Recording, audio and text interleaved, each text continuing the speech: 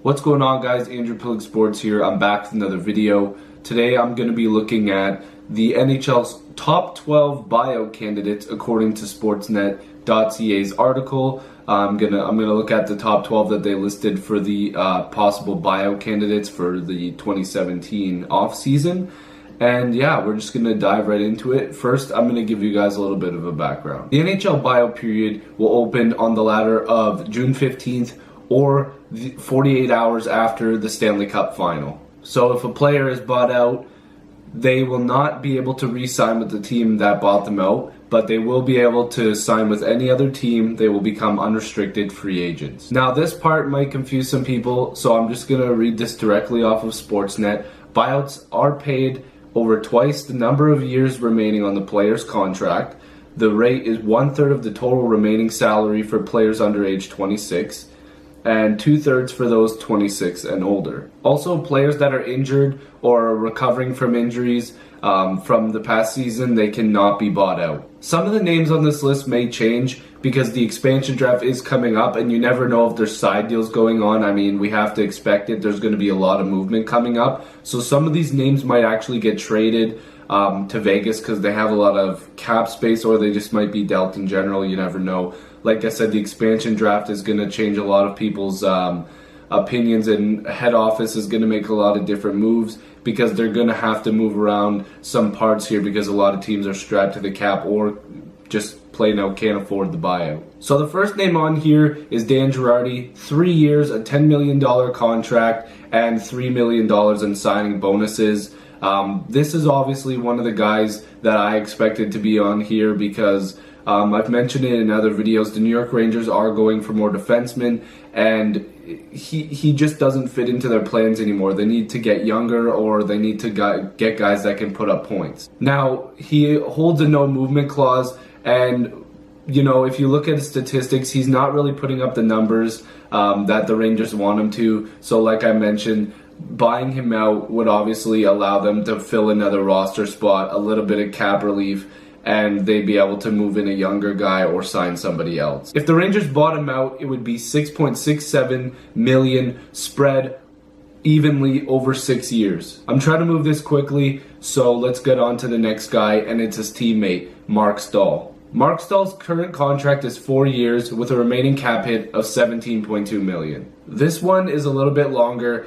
The Rangers would be required to pay $11.47 million over 8 years. Obviously a big chunk, but again, it's cap relief and they want to bring in new defensemen. And if Mark Stahl's not going to put up points and give them what they're looking for, obviously a move is going to have to happen and a buyout may be possible. Just like Girardi, he does hold a no movement clause, so that's something to keep in mind as well. Now to get on to the Dallas Stars, where there's two goaltenders, Antti Niemi and Kari Lehtonen. Now these ones are a little bit more simple, I guess you would say. Antti Niemi's cap hit is 4.5, and Kari Lehtonen also has 1 year left at 5.9. Now we all know that the goaltending experiment hasn't gone well for the Dallas Stars in the past. Niemi and Kari Lehtonen both haven't been great. Niemi obviously has been pretty terrible. Now they have Ben Bishop. Hopefully that works. They put a lot of money into a guy who's been hurt for a while. But I think what will happen here is something that I agree with Sportsnet, is they'll probably keep one of the two, probably Kari Lehtonen, and buy out Niemi, because you're going to need a serviceable backup in the NHL, and having a decent goaltender backing up Bishop would be alright. So I could see them buying out probably Niemi and keeping Kari Lehtonen as a backup. This next one is Kevin Bieksa from the Ducks, defenseman. This one's pretty interesting. He holds a $4 million cap hit for one more season. In order for Bieksa to be taken in the expansion draft, he'd have to waive his no movement clause. If not, he's automatically protected. And this is what I mentioned in my Anaheim Ducks offseason preview, was that they want that spot for a younger defenseman. But here's the other issue. Because Bieksa signed a 35-plus contract, he actually will have the Ducks will actually have no cap relief if they were to buy him out. So that $4 million cap hit would stay on a cap budgeted team.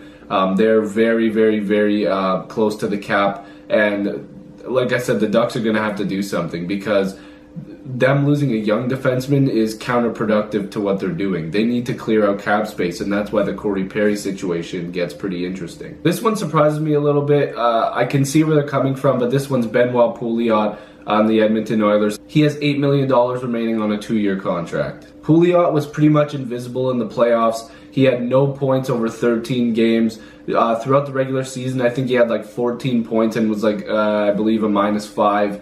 And for him to be getting paid $4 million a season for the next 2 years probably isn't what the Oilers want to do. This could be a guy that could be taken on Vegas, so we'll have to look out for that. The Oilers want cap space to be able to add a defenseman or to add another skilled forward, but having all this cap strapped to guys like Eberle and Pouliot, I know Eberle, people get touchy on that subject, but the Oilers are going to have to do something there. Hey, Leaf fans, remember this guy, Francois Beauchemin, $4.5 million with 1 more year left on his deal. Beauchemin will be 37 when the buyout opens. He was a -14 and only had 18 points all season. Beauchemin has been a great defenseman over his career, but it's a little bit too much for a guy. $4.5 million is a little bit too much for a guy like him at this point in his career. He was healthy though this year, which is obviously a plus. So, and just like Bieksa, they will take a $4.5 million cap hit for this, but the Avs have a little bit more room and are still building, so that's probably not as bad, and this is something that could probably happen. I can't see them trading him unless they can get a late round pick. I don't see it happening. The next one is Scott Hartnell. He has $7.5 million left on a 2-year deal. At some points in the season, Hartnell was a healthy scratch. He is a 9-time 20-goal scorer, but the fact of the matter is, Columbus just can't pay for him anymore. They're getting close to the cap ceiling, and they have guys that they need to sign. Just to name a couple, I have the list right here. Wenberg is an RFA, Sam Gagner is a UFA, Cam Atkinson, Boone Jenner, and Matt Calvert are all coming up for new contracts as well. So this is obviously something that the Blue Jackets are going to have to address. Next up on the list is Brooks Orpik. There's $9 million remaining on a 2-year deal for Orpik. Washington is in a little bit of trouble financially to keep all their defensemen. Obviously, they're going to lose Alzner and Shattenkirk. At this point, I'm pretty sure it's a given. Orlov and Schmidt need new contracts, and keeping Orpik at this point is probably counterproductive. The young, talented John Carlson will be a free agent in 2018, so leaving enough money to be able to sign him is probably something you want to do if you're in the Capitals organization. A buyout will cost the Capitals $6 million over 4 years. This one's a little tough for me to say because I was a fan of this guy and he played where I'm from. Dustin Brown. He has $25.5 million left on a 5-year deal. Now, I know a lot of people have been saying maybe Vegas will take him. And let me know, guys, Vegas has to hit a cap floor, am I correct? Because maybe Brown's an option to provide leadership for the team. He does carry a pretty high cap hit for what he's been doing. He's really slowed down over his career. He lost his captaincy. So we'll have to see what happens there. But Dustin Brown may be an option for Vegas. It might save the LA Kings some cap. In order for the Kings to buy out Dustin Brown, they would have to pay him $1.7 million for the next 10 years.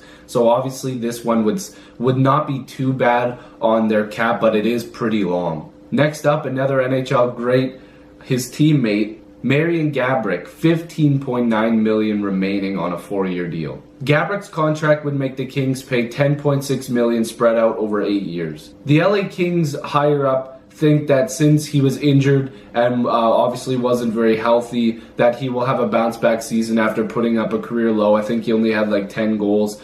So we'll have to see. It's possible that he comes back and plays better. He has been on a slow decline, but that's not to say anything bad about Marian Gaborik. He's on pace to play his 1,000th NHL game this fall, so we'll have to see what happens there. He may be less likely to be bought out. Dustin Brown probably is in the ballpark there more than he is. Another name that I wasn't too surprised to see, but at the same time I'm not sure about. Jason Garrison on the Tampa Bay Lightning, 1 year remaining, $2.5 million. The Tampa Bay Lightning are in the same boat as a lot of teams are, having not a lot of cap space and trying to re-sign a lot of their talented forwards. Now, they're going to have to shed cap wherever they can, and Garrison may be the odd man out. He had his worst season in the NHL. He had 1 goal this year, and he was a minus defenseman. So moving him and trying to buy him out is probably the best option. Steve Yzerman needs a backup goalie and needs to re-sign Drouin, Palat, and Johnson, something that's going to be really difficult in this offseason.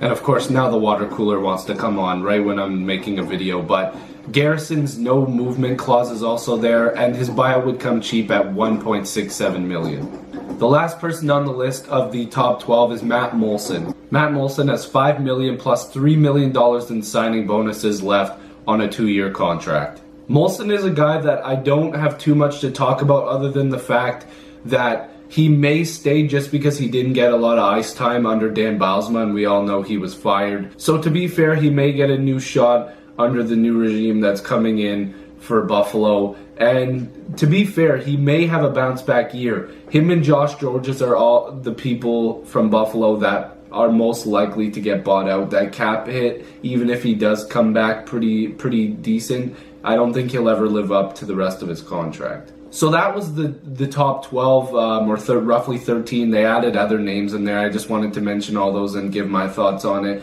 But there's a list of honorable mentions here, and I'll let you guys know these as well. Eddie Lack from the Hurricanes, Marc-Andre Fleury from the Penguins, Yaroslav Halak from the Islanders, Josh Georges again from the Sabres, Jimmy Hayes from the Bruins, Matt Bolesky from the Bruins, and Jonathan Ericsson from the Red Wings. So let me know what you guys think. Those are also some possible buyout candidates.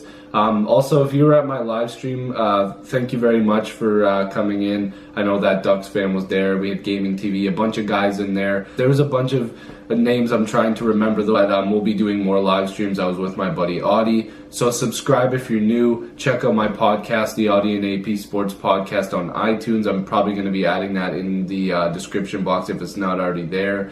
Thank you guys for watching. Click like if you liked it. Like I said, subscribe. And I'll see you guys in the next video. Peace.